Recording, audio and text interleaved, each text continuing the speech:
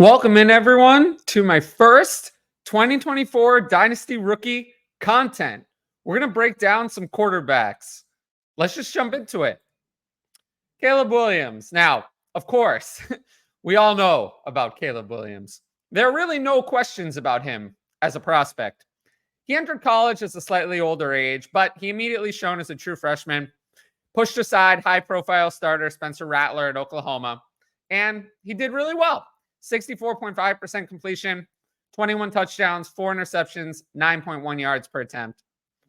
Then he transferred alongside Lincoln Riley to USC, and he just kept balling.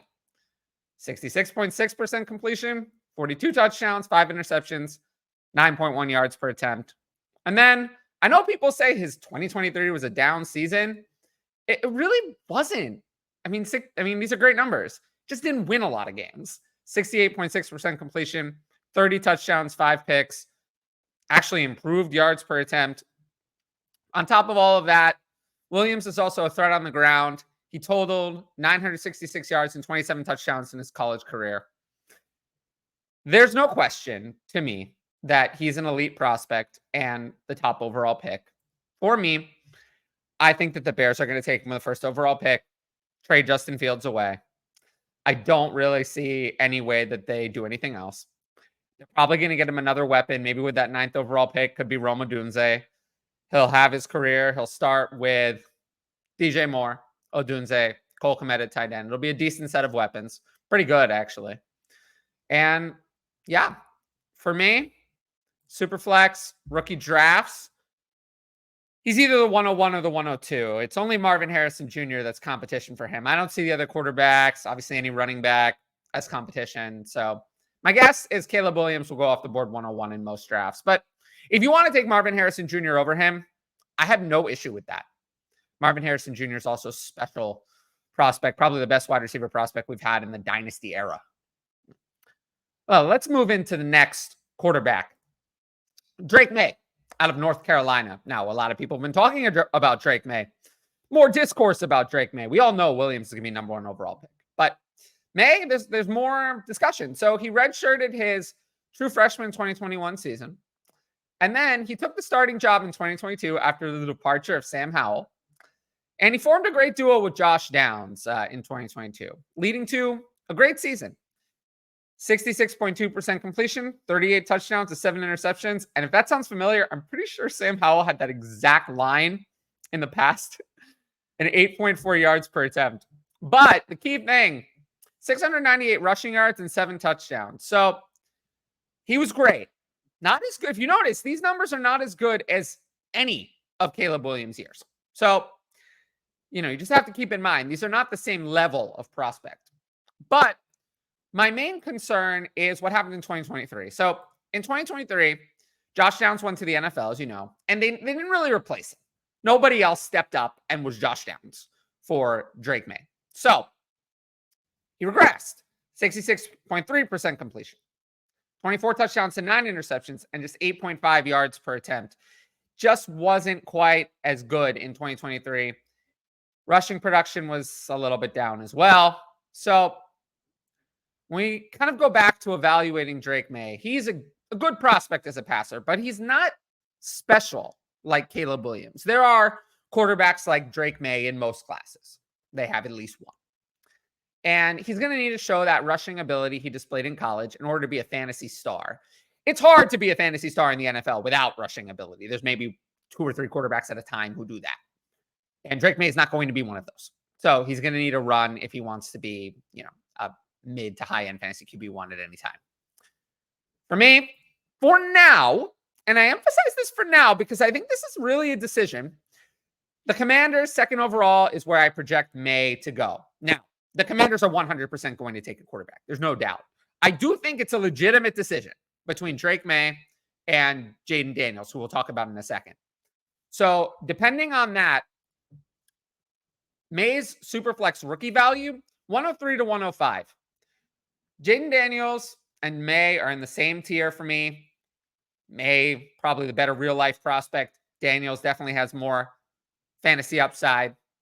And then Malik Neighbors in that tier as well. Malik Neighbors would be a wide receiver 1, and he would have been the wide receiver 1 in last year's class pretty easily. So he's in that tier as well. He could be a dynasty wide receiver 1 as a rookie. So, yeah. Now, speaking of Jayden Daniels, let's talk about him. He'll be the third and final quarterback we discussed today. And he's different from the other two. It's less of a traditional prospect. The other two, they came in as true freshmen. They didn't get the start right away, but, they were either the anointed backup or started in the middle of their freshman year, started the next 2 years, and declared early. Jayden Daniels is different. He entered college back in 2019 at Arizona State. He started 3 years there, including the COVID-shortened 2020 season where he only played 4 games. And honestly, he was just okay, right? And he was just okay. 62.4% completion. That's not great. 32 touchdowns to 13 interceptions. Not great. 8.4 yards per attempt. That's pretty good. But the main thing he displayed was rushing ability. In those 3 years, including the shortened year, 1,288 yards and 13 touchdowns, which is good. Not amazing considering it's over 3 years, but it's good. But then he transferred to LSU. He was kind of run out of town almost. It was not a high-profile transfer. You saw the video. Players from Arizona State were not exactly upset that he was leaving. He goes to LSU. And then in 2022, he was a mixed bag. More accurate, 68.6% completion. Only 7.5 yards per attempt, 17 touchdowns, 3 picks. Those numbers almost feel like he was a safe quarterback. Played it safe. It's very weird to have that high of a completion percentage and that low of relatively low yards per attempt. But he did show the rushing ability. 11 touchdowns, 885 yards in 2022. And that's what we want to see. That's what people are interested in for fantasy. But in 2023, it all came together. 72.2% completion, 40 touchdowns, 4 picks, 11.7 yards per attempt, which is insane. I don't remember seeing that for any prospect in any year. It's very rare to be that good. And then 1,134 yards and 10 touchdowns on the ground. So he was amazing as a passer and then was only better on the ground in 2023. So obviously he won the Heisman Trophy, a lot of awards, but it's fair to have concerns. Fair to have concerns with a prospect that really, out of his 5 years in college, I think only the last year would be an NFL starter level. Maybe 2022, he'd be a 3rd-round pick, a backup, but certainly not someone we're talking about as first-round picks. There's 1 year out of 5, and it was the last one playing against younger competition. All of those usual concerns about late breakouts. But for fantasy football, it's our dream. He can throw the ball, high-end rushing threat. That's our dream. So, and I think it's fair to say, as we talk about the landing spot, Daniels, to compare to someone recently, was a better rusher and thrower in college than Anthony Richardson. He did more in both areas. Richardson went 4th overall last year. The main difference is while Daniels showed better play, Richardson is more of a physical specimen. Daniels is way lighter. I mean, could be 40, 50 pounds lighter, depending on where he weighs in compared to Richardson. So we're going to see if that translates to the NFL. I think teams will have a fair concern with that. But I don't expect it to land him outside the top 10. I have him going 3rd overall to the Patriots. I think the Patriots need a quarterback badly. If Bill Belichick had stayed, I might have thought a little differently because I'm not sure that would have really been a fit. But with Bill Belichick gone, I'm more likely to say that the Patriots are going to get their new quarterback in Jayden Daniels. I will say, I don't see this to be locked in. The Commanders could take Jayden Daniels at 2. That's not off the table. I don't see Jayden Daniels getting outside the top 5. People mocking him to the Falcons at 8. That's not going to happen. If the Falcons want him at 8, they're going to need to want him in this draft. They're going to need to trade up.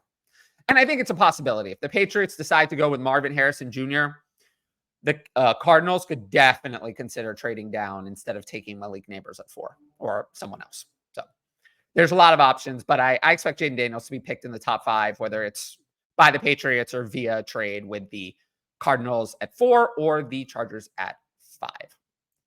And as for Daniels' rookie value, I think it's going to be in this 103 to 105. If he goes 2nd overall to the Commanders, that says there's no doubt. And pretty good weapons there. If it's Ben Johnson as the coach, I might have him 103. These guys are all very close to me. So yeah, but he's going to be in that group. I can't see how he falls below 105 unless he drops out of the top 10 in NFL draft capital. Now, if you want, I just posted my rookie rankings on the Patreon, which is in the top right corner of this video, patreon.com/fantasy advice. You can get my initial rookie rankings. I broke down 17 players for those rankings, including these 3 quarterbacks, bunch of wide receivers, a few running backs, and Brock Bowers. So you can see where I rank all of those players, but only on the Patreon. I don't think I'm going to be publishing any rookie ranks on Twitter. I might do a video kind of previewing a little bit of rookies, but if you want the updated rookie ranks, you must sign up for the Patreon. Additionally, patrons get to ask advanced questions for the YouTube. I have 3 of them this week. So let's jump into first one. Who are your most underrated and overrated dynasty assets at the moment? So start with underrated. 2025 picks in general. I think people are just not paying attention to those. So they're underrated, being used as throw-ins. The still not fully proven young wide receivers who I've seen enough to be confident in. Rashee Rice, Nico Collins. I think there's a discount on those guys compared to someone we'll talk about in the overrated tier. And then the washed out, but still starting NFL quarterbacks. Russell Wilson, Derek Carr. People always push these guys too far down the Superflex ranks. They're like way lower than I would draft them. So even though I'm not a big fan of those players, they're definitely underrated. As for overrated, I think 2024 late firsts are overrated. Tier breaks at 107 in Superflex, tight end premium leagues. And on the Patreon, I have a pick value chart where you can kind of see how I value all of that. The name value quarterbacks are overrated. Deshaun Watson and Justin Fields are way overrated. I don't understand the Superflex ADP. It's way too high. And then also a group of old guard of suddenly not so young wide receivers that are stuck in meh situations. Devonta Smith, Jalen Waddle. Like, these are not cornerstone assets. These are maybe tier 3 assets at wide receiver. You got to evaluate them as such. They are not going to be league winners on their own, probably ever. I'm not saying they're not valuable, but you have to evaluate them for what they are, not what they could be. The key difference there. And then last overrated tier is washed up veterans that people have not accepted or done. Austin Eckler is ADP makes no sense. And Stephon Diggs, while I'm not sure he's finished, is finished as a high-end fantasy asset. And I don't think people have accepted that. So those 2 specifically, but there's a lot of players in that group that are overrated. I have bad news for you, Zephy. Please, please, please tell me that Brian Callahan will transform Treylon Burks' career. Well, I just finished this DLF article I'm writing on Treylon Burks. It's not going to be positive. It's not good. I'm not optimistic about Burks. Neither the coach nor the GM who drafted Burks is still there. I expect them to add another wide receiver. Could it be T. Higgins? Maybe. I don't know. But they have like $60 million in cap space. They'll easily be able to retain DeAndre Hopkins and add another wide receiver. Potentially add another one in the draft to build around Will Levis, give him a full shot in 2024. So, no, I have no optimism for Treylon Burks. Last question. Will there be a show later in the year where all these new coaches are hired that you will bring your perspective on the effect of how some of these offenses will perform? It's tough, maybe. I can tell you that's not going to do well in the algorithm because at the end of the day, what does well is dynasty fantasy football, rankings, trades, breakdowns, etc. If I do a video about NFL coaches, it's going to get into NFL coaches. That algorithm, I am not successful there. So it's like when I tried to do redraft, except it would be even worse. So yeah, I might do it. I'd have to look how to write the SEO for that, but it's an uphill battle on YouTube to do a video like that. I want to thank all the patrons for sending in questions. Patreon.com/fantasy advice for the link, of course, top right corner over there. Additionally, if you like this video, like, comment, and subscribe to the channel. Make sure to hit that notifications bell so you can be notified about all future content. And of course, we're going to break down the other rookie positions. We're going to get to all the other quarterbacks in the class. I just wanted to start us off with the 3 that we're all talking about, that we all know are going to be valuable. But don't worry, we'll cover all the quarterbacks, all the other positions as we go through the rookie process. But until next time, I want to thank everyone for watching, and I will see you all later. Peace out.